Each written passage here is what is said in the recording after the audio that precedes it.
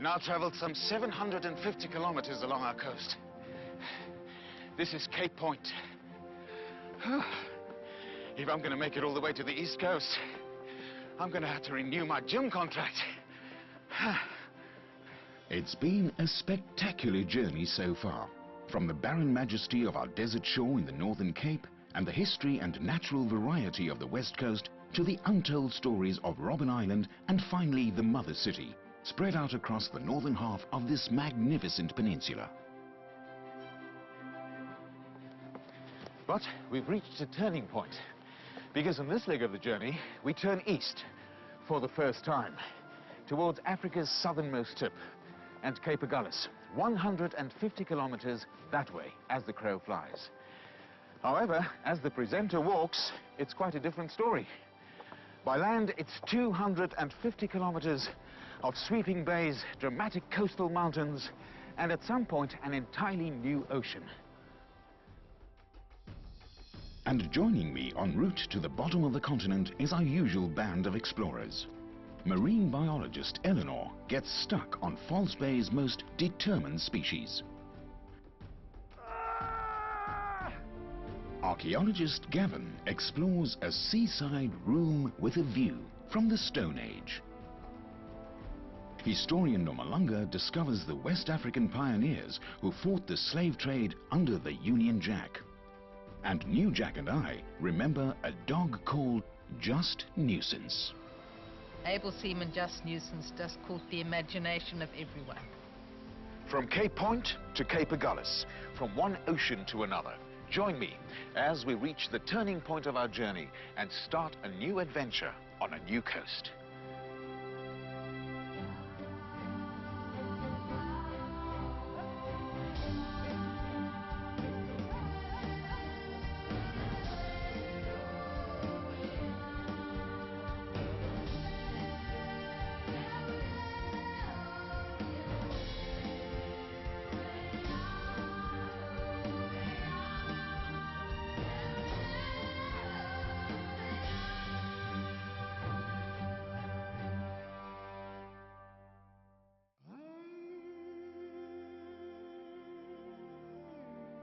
Every year, tens of thousands of tourists trek up here to see this magnificent view and what many believe to be the southern tip of Africa and the meeting point of the Atlantic and the Indian Ocean.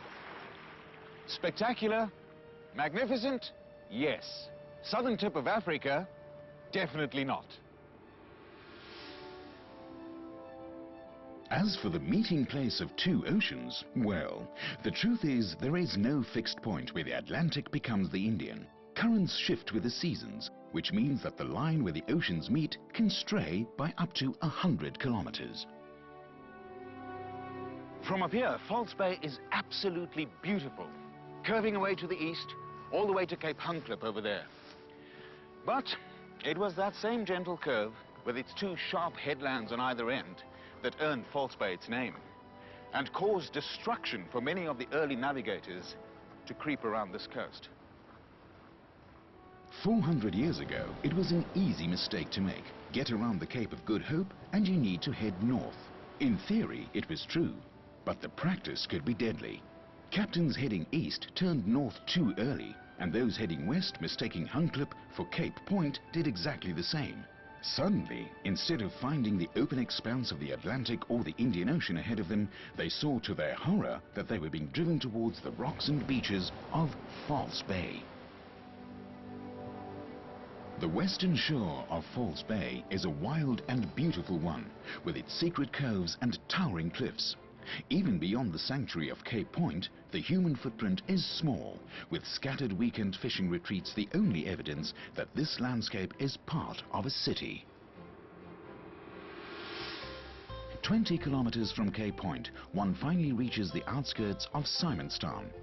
But even here, suburbia must often obey the forces of nature, especially if those forces of nature are about a foot tall, black and white, and completely fearless. In 1983, a pair of African jackass penguins were spotted here at Boulders. 2 years later, they had produced chicks. The invasion of the shrubbery snatchers had begun. By 1997, there were 2,350 adults crammed into just a few kilometers of shoreline. No one is entirely sure why the boldest penguins have multiplied as they have, but one factor is probably the ban of the indiscriminate fishing of their main food sources in False Bay, sardines and pilchards.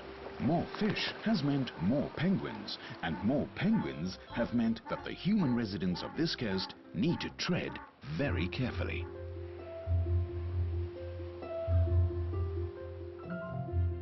We've dropped anchor in Simonstown, with its history and naval heritage proudly displayed on every street.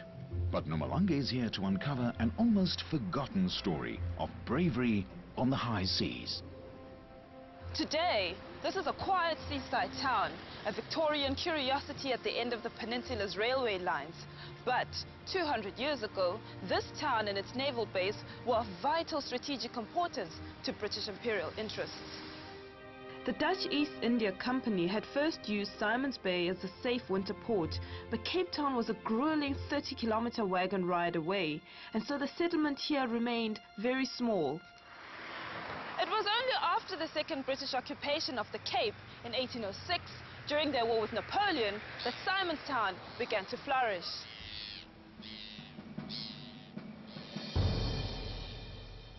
But this is the history that we know. I've come here to find a piece of naval history that remains relatively unknown. By 1815, it was a thriving town. Even Napoleon's exile was supervised from here. This is the old naval cemetery on the hillside above Simonstown. It's one of the oldest graveyards in South Africa.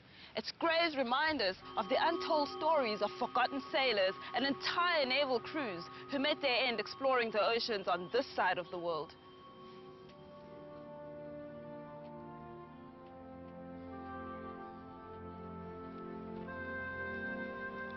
I'm looking for one very special word: crewman. It sounds like the English word crew, spelled C-R-E-W, but it's not a spelling mistake. These graves and memorials commemorate West African sailors who sailed with the British Royal Navy. With Napoleon defeated, Britain turned its military muscle against the slave trade. Its motives weren't entirely humanitarian. Britain had abolished slavery, but rival nations, and notably the United States, were still using slaves. Economics dictated that Britain cut off their supply of free labor, and so a naval station was established off the west coast of Africa to intercept slave ships and to return freed slaves. It was in West Africa, in what is today's Liberia, that the British Royal Navy recruited experienced fishermen from the region's crew communities because of their intimate knowledge of the treacherous coast. Hundreds joined the Royal Navy's anti-slavery service, along with many freed slaves who opted to stay on the ships to earn a small living sailing the world's oceans. It was brutal and dangerous work, with disease and skirmishes taking a huge toll on crewmen and British alike. Mortality rates in the West African service were over 5 times higher than in the British Mediterranean fleet. It was a high price to pay, but it was not in vain. Between 1806 and 1860, the West Africa Squadron seized 1,600 slave ships and freed 150,000 Africans. Some of those sailors are buried here, 5,000 kilometers away from their original homes in West Africa. Joan Swain, who works at the Simonstown Museum, is familiar with the untold histories that lie buried here. But her interest is more than academic. Joan is the granddaughter of a Liberian crewman. I was born here in Simonstown. I started to work at the museum, and the curator then asked me, "Joan, are you a descendant of the crewman?" And then I decided to make further research. So myself and the curator, Kathy Salter-Jansen, we went to interview my uncle. He gave us the whole story of my grandfather that actually came from the West Africa coast. And he worked as a contract working for the Royal Navy. And he got good conduct on all the ships he worked for. So what does it mean to you that you're a descendant of a crowman? I am proud because now I know where I came from.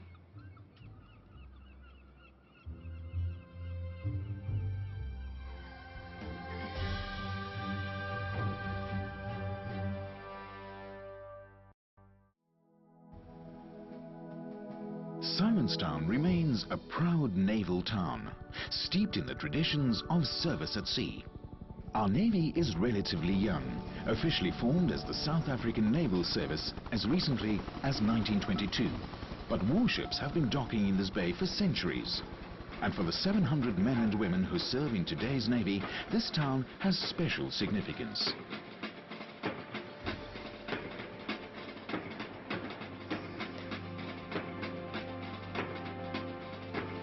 No visit to the naval village of Simonstown is complete without a pilgrimage to a certain memorial dedicated to the memory of the saltiest and biggest sea dog of them all. Able seaman Just Nuisance. The Royal Navy never required a birth certificate of Nuisance, but by all accounts he entered the world on the 1st of April 1937 in Rondebosch, 30 kilometers north of Simonstown, up the Peninsula Railway line. A railway line he would come to know very well, as it was a route he would come to travel regularly between Cape Town and Simonstown. Every suburban passenger knew him by sight, the mascot and friend of thousands of sailors and civilians in the peninsula. The sailors were delighted to have him along, and Nuisance quickly learned how to get on and off at various stations, or to jump the next train when forcibly ejected, or if things didn't quite go his way. The train conductors, however, were less than charmed, especially when Nuisance tried to debate the issue, asserting himself by standing with his paws on their shoulders. Where does a 6-foot-tall Great Dane sit on a train? Well, pretty much anywhere he wants.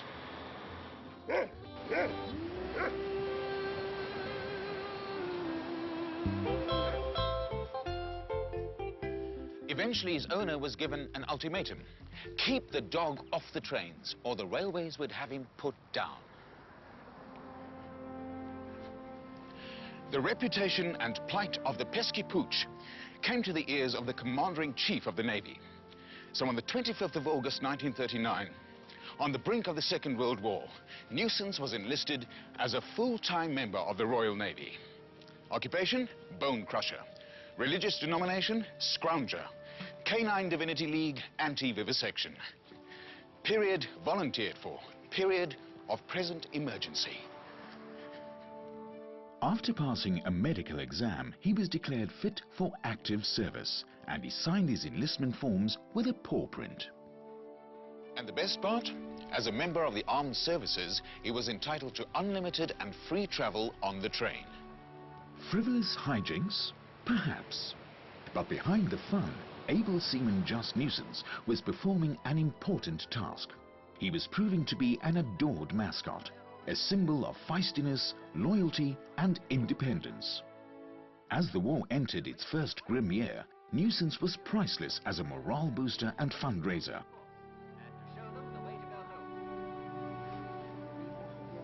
He definitely made an impact, and I think the biggest thing was that it took place during the war when the whole the dockyard was under wraps. Nobody was allowed in and out without a permit. Right. And so nobody knew what was going on behind the scenes. So we're talking about a certain able seaman who enjoyed more privileges than most officers. And he also didn't like officers. The only officers he accepted was the surgeon commander, which was convenient when he died. And he ignored the wrens and the swans. No lady. But how could he tell them apart, though? Well, he could see they had skirts. So they didn't give him beer, and they didn't give him hot dogs, and they didn't treat him. Right. And then, when he died, there was quite a lot of attention around that, wasn't there? Yes, the British Navy, as I say, do it in style. They sent a message around the whole fleet, and they buried him with naval honours. At Claver, up Red Hill. His grave is there today. People go and visit constantly. There has been criticism that all we are centered on is the story of a dead dog, but it's not that. Just Nuisance was a wonderful dog, and he was the right dog at the right time during this very depressing period of the war, 1940, 41, 42, when we were really thinking we might lose the war. 40, 41, 42. It was a very depressing time. And here was this lovely story of a dog. And Able Seaman Just Nuisance just caught the imagination of everyone. He was top dog, definitely top dog. It was a full life, and for a small town sea dog, a fast one. But it was also a relatively short one. Great Danes are not long-lived dogs, and thrombosis complicated by a car accident was slowly paralyzing him. On the 1st of January 1944, the able seaman who led a dog's life was discharged from the Navy. And on the 1st of April of that same year, on his 7th birthday, he was put to sleep by a naval surgeon in the military hospital. The following day, his remains were wrapped in a canvas bag, covered with a Royal Navy ensign. And Just Nuisance, South Africa's most famous dog, was laid to rest here, in Claver Camp on the top of Red Hill in Simonstown.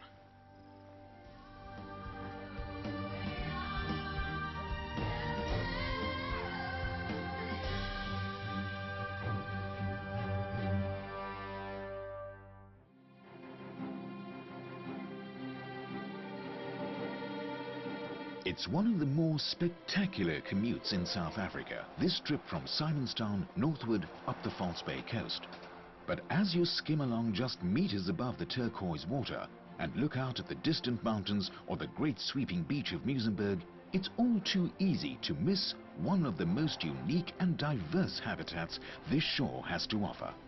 Luckily, Eleanor is getting off the train here at Cork Bay, with its quirky galleries, antique shops and cafes, putting on her waders and making sure we don't rush past a truly unique False Bay treasure. Behind me is one of the most popular sightseeing routes on the Cape Peninsula, but nobody's stopping.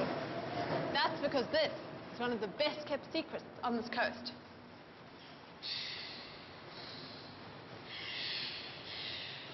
At high tide, you wouldn't even know that there was a beach here. But at low tide, all is revealed. I'm here to find the undisputed king of the rock pool, the limpet.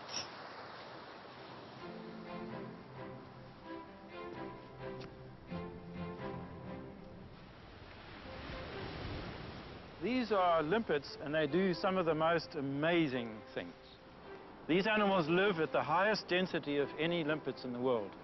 In fact, if you take the meat weight, there's more meat on the rocks here than for any other grazer in the whole world. And what about this stuff? I mean, to me it looks like each of these limpets has got a little fringe growing around them. That's exactly one of the parts of their secrets, that they can live so densely. And that's actually a particular kind of seaweed, which is the world's fastest growing seaweed. And every animal has its private garden. But you can also see that around this limpet, there's a totally different kind of garden. This animal is cutting little paths through its garden here. And effectively what it's doing is keeping the garden very young and very fast growing. It's a little bit like mowing the lawn. But they defend those patches against other limpets. And that's the only reason that they can live so densely on the shores here, by having this very tight commensal association with the seaweeds.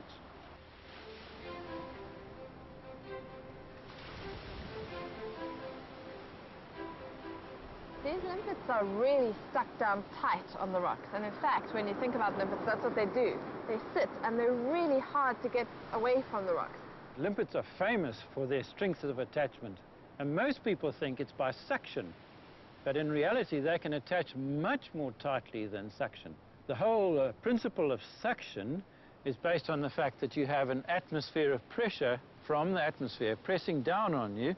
So if you want to pull up against that, against a vacuum, which is the suction, you can only get one atmosphere of pressure before you will detach the thing. But there's a different principle that's involved here. The limpets are actually putting a glue between the foot and the rock.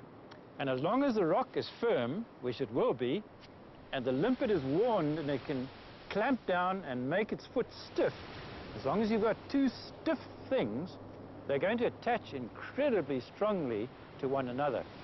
Almost 5 times atmospheric pressure. And you can illustrate the principle of a vacuum and of atmospheric pressure if you use this very simple example here. If they're dry and you put them together, you can pull them apart quite easily. But if you just have a very thin layer of fluid, it doesn't matter what it is, if it's water, I'll just put it in this pool here, and now you put those two structures together, and you try pulling them apart. Pull! Ah! Ah! Now you can see how tightly it was attached. And that's without glue. If you twist it to break the seal of the glue, then it comes off very easily. But when you're trying to pull it straight like that, there's no ways you'll get it apart.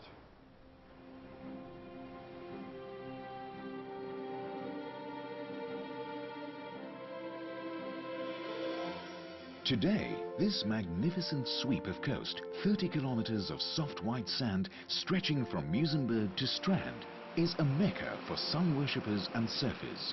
A postcard perfect invitation to the good life.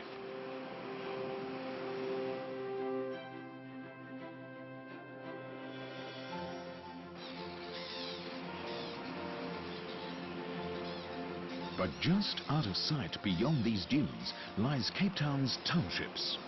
This is clearly a coast bound up with our country's turbulent past. And Nomalanga is back in these shifting sands to dig a little deeper.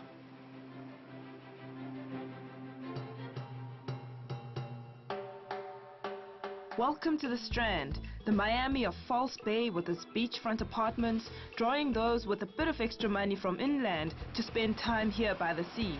It seems an unlikely place to find a community whose roots are bound up with slavery and who still make a living from the sea as their ancestors did, but that's exactly who I've come to visit. The Strand is home to one of the largest and oldest Muslim populations anywhere along the Cape Coast, with its roots buried in the small fishing community that was founded here in 1822. And my guide today is Ibrahim Roda, a man with intimate ties to the Strand's Muslim fishing community. Ibrahim grew up along the shore, and as a teacher and school principal, he played an important part in the lives of families who continue to make a living from the sea. Hello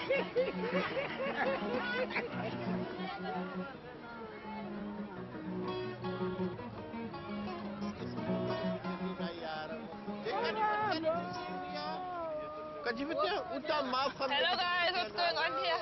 Hello man, you know what this is all about? Some of these guys here, like this one, the Roda one, like that one, the Railun, their families have been involved in the fishing industry for generations. In some cases up to 7 generations. Wow. In the case of the Benson family, 7 generations dating back, way back to the 1830s. After emancipation, they came to the settlement here at Mustard Bay, became fishermen. This is how they could survive and established here the first enclave of Islam. That is why we are still Muslim today. And you can see, as you see here, they're still selling fish as his forefathers used to do before him. Well, as far back as I can remember, 50 years ago, when the boats used to come in here by the pier there. Now we're selling the fish by the bunches. That time they were selling it by the slew, like that. Wow. It used to go 30 cents a slew. Mackerel used to be 15 cents, 10 cents a slew, 5 bunches on a slew. You all Ibrahim students? All of us. How was it to be his students?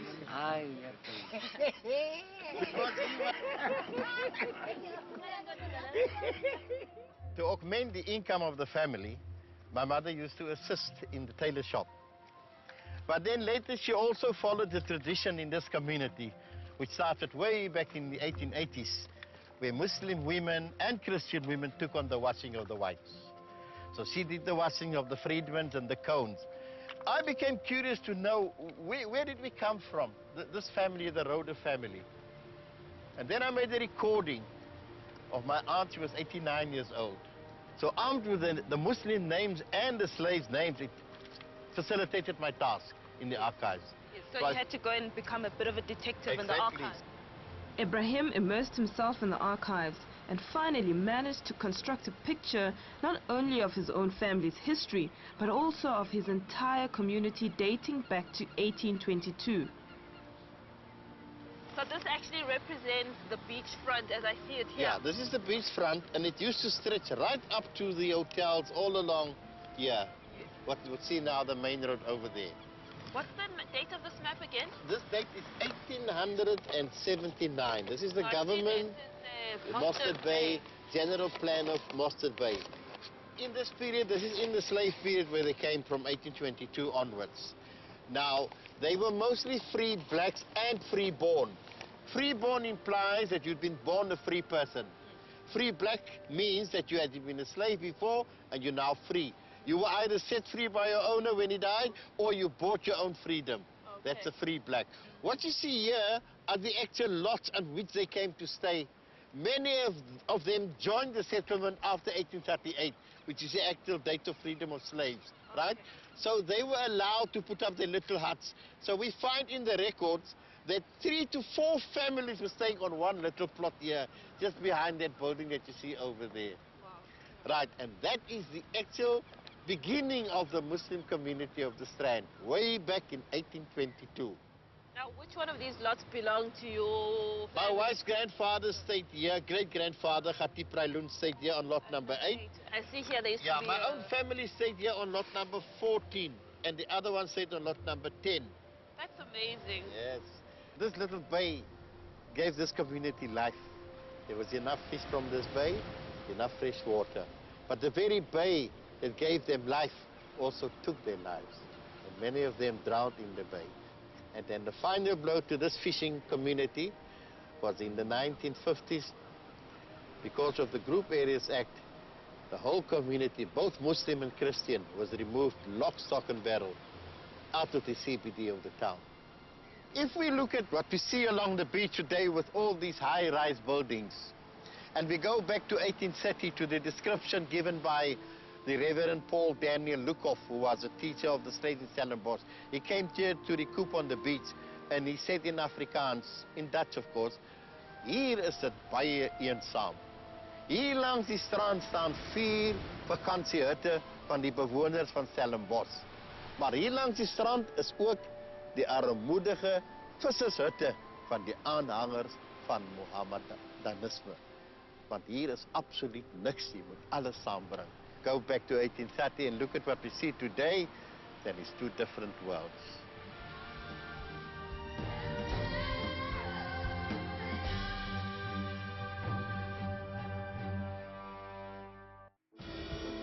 This is a coast that demands constant vigilance, and beyond the Storms River mouth at Royals, there are grim reminders of how tragedy can strike from an apparently benign sea.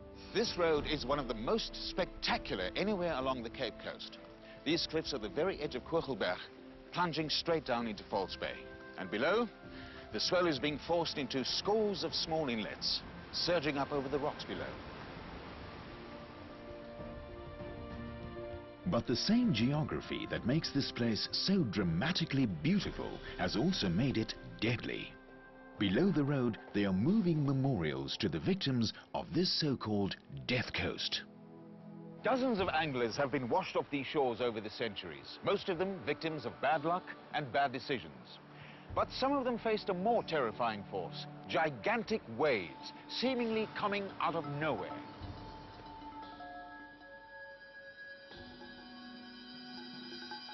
Barney Barnard has been studying the phenomenon of monster and freak waves along this stretch of shoreline for decades. The first thing that you will notice is the crosses spread along the coastline.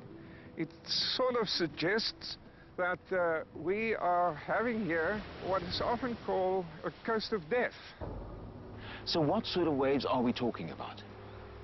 Well, let's orientate ourselves first. False Bay, of course, the Cape Peninsula, Cape Point over there, sandy beaches along the north side of False Bay, and then the eastern side of False Bay, Kogelberg there.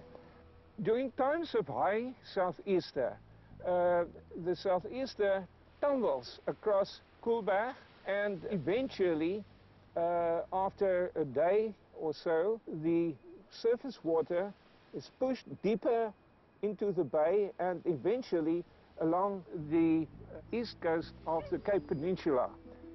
Surface water piles up and eventually a clockwise local circulation develops. Northwards along the peninsula, eastwards across the sandy beaches to the north, and then southwards along the eastern slope. And in the Royals area, the southward flowing current and the swell meet each other obliquely or side on. When this happens, conditions occur where some waves peak and might reach the coast as freak or rogue waves. Along this coastline, there are small, modest crosses, and there are others like these. The message to anglers coming here during southeaster is be on your guard.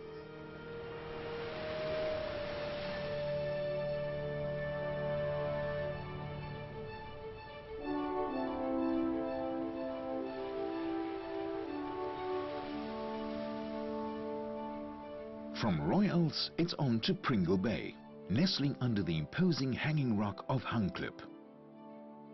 The peculiar geology of the mountains that loom over much of this coast provide a vivid picture of the forces that helped shape this landscape, leaving rocks folded like bread dough. But at Hermanus, at the northern end of Walker Bay, the mountains, rich plant life, and even the town's surplus of beautiful beaches all sometimes get overlooked by visitors for one very big reason. Our coast is home to 41 species of whales, dolphins and porpoises, about half of the species known worldwide. But thanks to Hermanus, none are better known or more loved than the southern right whale and the humpback. Every year from around May until October, Walker Bay becomes home to these 50-ton nomads, as mothers come close to shore to give birth. It's become a fixture on the calendar of this coast, but it hasn't always been that way. In fact, 200 years ago, we'd have been hard put to see a whale anywhere along this coast. And to watch it from this vantage point, in the middle of a fishing village, would have been completely inconceivable. A generation ago, there were only a few hundred southern right whales in our waters. Today, there are over 2,000. That's still only 10% of the original pre-whaling population, but it's a good start. Mike Bruton is a marine biologist and science educator, and I've joined him here at the Old Hermanus whaling harbour. Just out of interest, where does the name come from? The right whale, it was the right whale to catch because it was slow swimming, it came into shallow water, and when you killed them, they floated instead of sunk. So that's why they were called the right whale. And there's a southern subspecies and a northern subspecies. Right. And where would our relationship with the southern right whale here in the southern part of Africa have begun? Well, the early Coastline people, the ones who lived along the coast, they would have harvested the meat and the oil and the blubber of stranded whales and dolphins. In fact, it would have been a major windfall for them as hunter-gatherers to find all this fresh meat landing right on their doorstep. And they developed techniques to dry the meat so they could preserve it. And they used the oil and the blubber, and they probably also used the bones and the baleen to make huts and to make furniture. That would have been the first phase, a very sustainable phase, no impact on the whale population.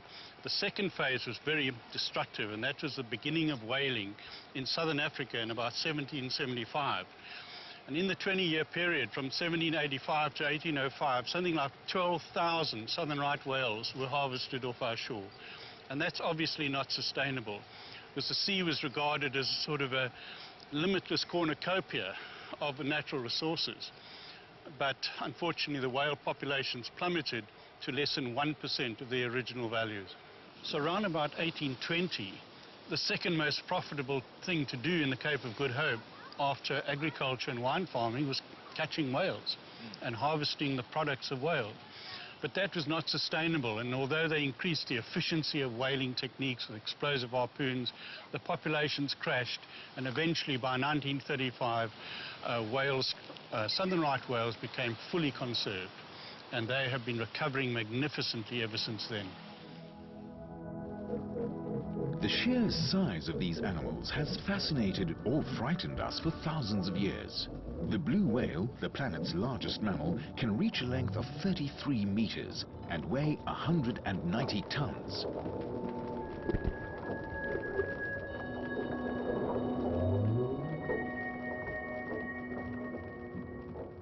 In the final analysis, what does the recovery of the whale mean to us? Well, I think it means a great deal to us as a species because we've reversed our wrong ways. We've allowed the species to recover. And the southern rights are recovering at about 8%, which means their population will double every 10 years. It's one of the great conservation stories worldwide. And we need to take this positive mindset onto land as well and realize that what we've done for the whales, we can do for plant and animal species and natural habitats on land as well. It's an inspirational story, but it's a contract we have with nature, and we need to be sure that we honor our side of that contract. That contract with nature will become increasingly important in the near future, as we try to work out a way of living that is sustainable without sacrificing too many of our modern achievements.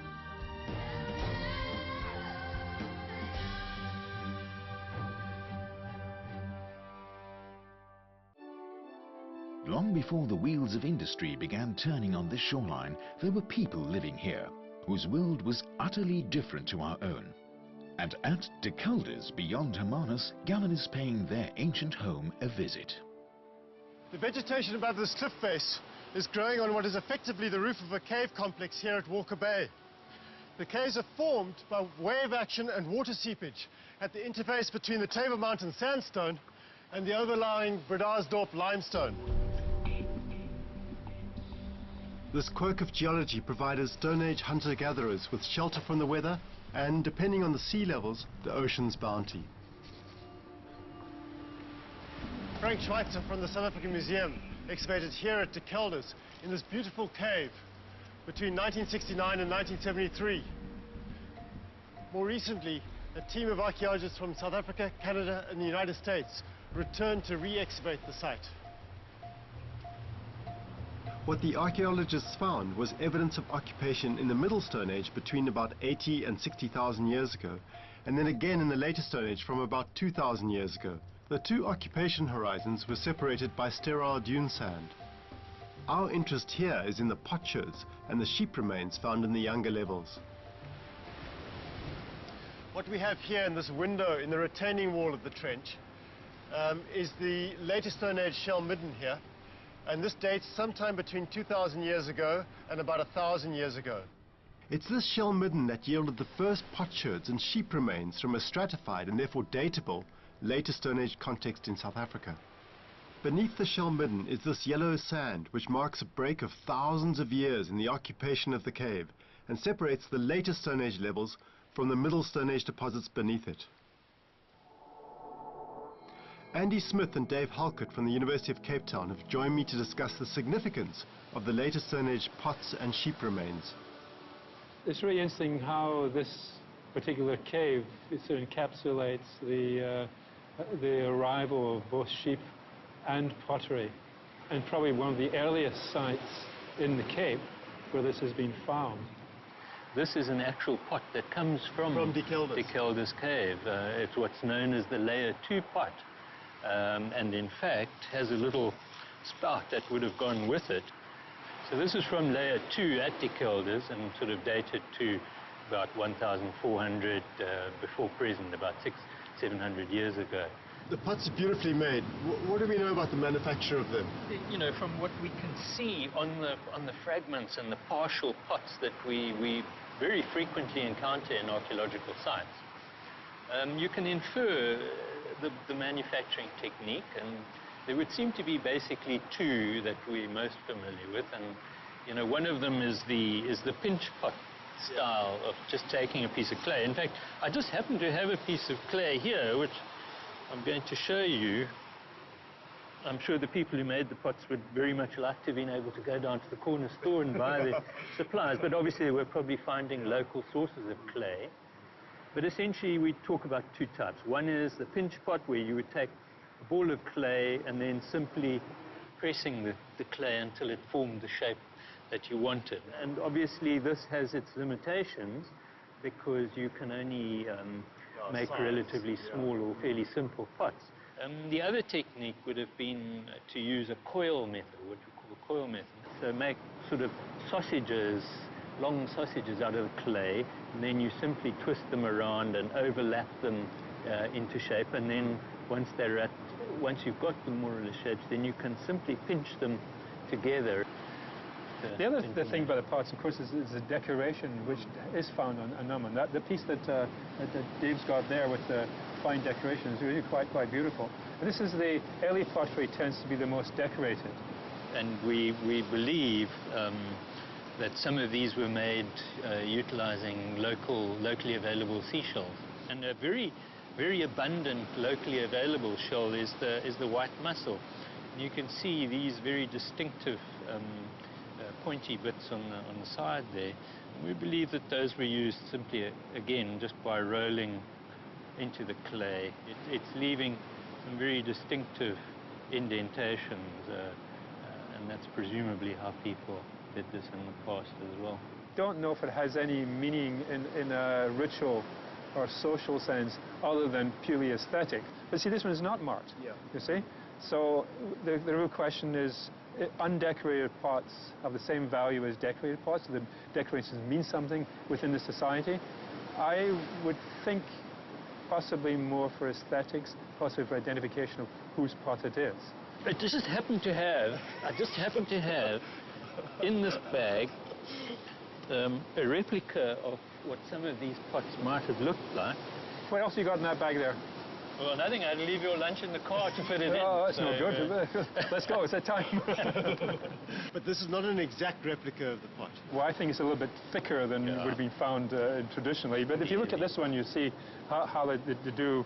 It's a similar shape, except that has a flat base, and you see the pointed base and the thickening of the base as well, which is more sort of traditional in the later, certainly the later time period with the lug pots of this form would be on. And quite a wide mouth. That's quite a wide mouth, which may have then have taken the place for pouring of the spout, but equally you can get bigger things into it.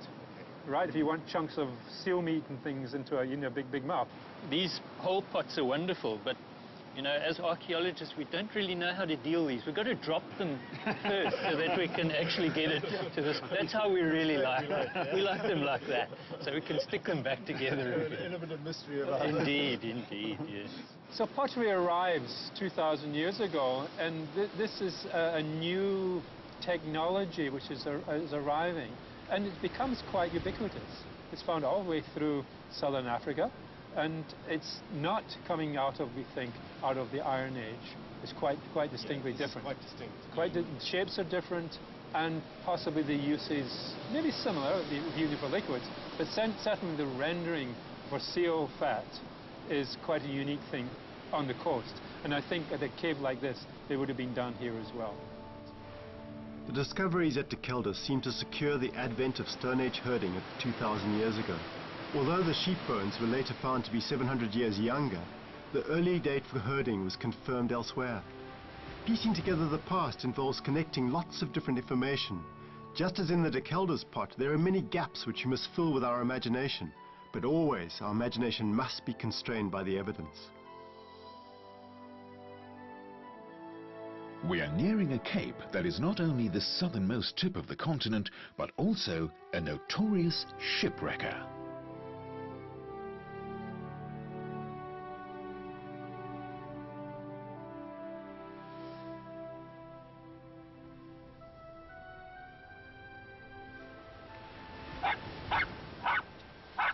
Yes, my boy, we made it. There we are. You are now at the southernmost tip of the continent of Africa. Well done.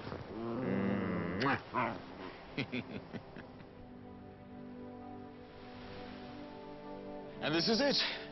The true bottommost tip of Africa, where finally we leave the Atlantic and meet the Indian Ocean. The Cape Agulhas Lighthouse is the most southerly on the continent. Come now, Jack. But its designers were clearly looking north when they built it in the late 1840s. In fact, the inspiration for this tower lies 7,000 kilometers overland and 2 millennia in the past. The fabled Pharaoh's Lighthouse of Alexandria in Egypt, one of the 7 wonders of the ancient world. Ships had already been sailing around this infamous bay for over 400 years by the time this tower was built. It was the Portuguese navigator Bartholomew Dias who named the point below me in 1488, La Agulhas, Cape of Needles. It's possible Dias was referring to the needle-like rocks offshore. But some ancient mariners swear that as you round this cape, compass needles start to twitch, spun this way and that by some mysterious quirk of physics. But our compass is rock steady. And now for the first time since we left the Orange River, we're setting a new course. Gradually but steadily, we're about to start heading north. Come on, Jack. And the first leg of our Indian Ocean journey promises to be as fascinating as any we've experienced along the Atlantic. Gavin gets a lesson in Stone Age knife making, while Eleanor catches a shy shark and runs with, or at least dives with, seahorses. Nomalanga is on deck to remember the first liberation movement. And special guest storyteller Max Dupree is back to explain how a group of slaves hijacked a mermaid. This is where the merman got stuck, in the mouth of the Inangness River. And finally, we'll be reaching the first leafy edges of the mysterious and beautiful Tsitsikamma forest. Join us next time on a new coast and on a new perspective of our remarkable shoreline.